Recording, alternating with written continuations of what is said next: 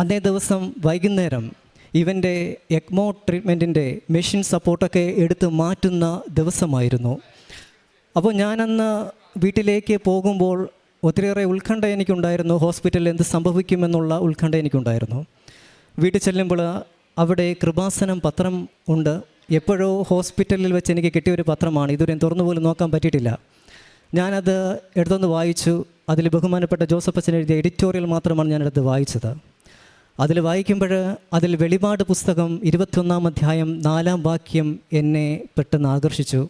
ആ വാക്യം ഇങ്ങനെയായിരുന്നു: ഞാൻ അവരുടെ മിഴികളിൽ നിന്നും കണ്ണുനീർ തുടച്ചു നീക്കും, ഇനി മരണമുണ്ടായിരിക്കുകയില്ല, ദുഃഖമോ മുറവിളിയോ വേദനയോ ഉണ്ടായിരിക്കുകയില്ല, പഴയതെല്ലാം കടന്നുപോയി.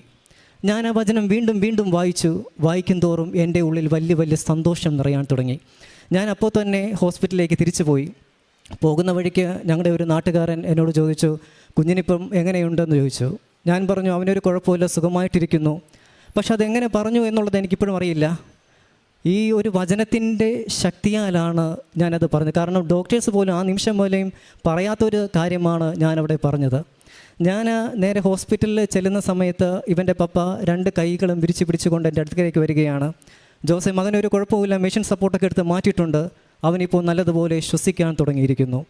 ഞാൻ ആ സമയത്ത് എന്ത് ചെയ്യണമെന്നറിയാതെ എനിക്ക് എന്ത് അത്ഭുതമാണ് അവിടെ സംഭവിച്ചെന്ന് ഒരു പിടിയും കിട്ടുന്നില്ല. കരയണോ ചിരിക്കണോ എന്താണെന്ന് ഒരു പിടിയും കിട്ടാതെ ഞാൻ അങ്ങനെ നിൽക്കുകയായിരുന്നു.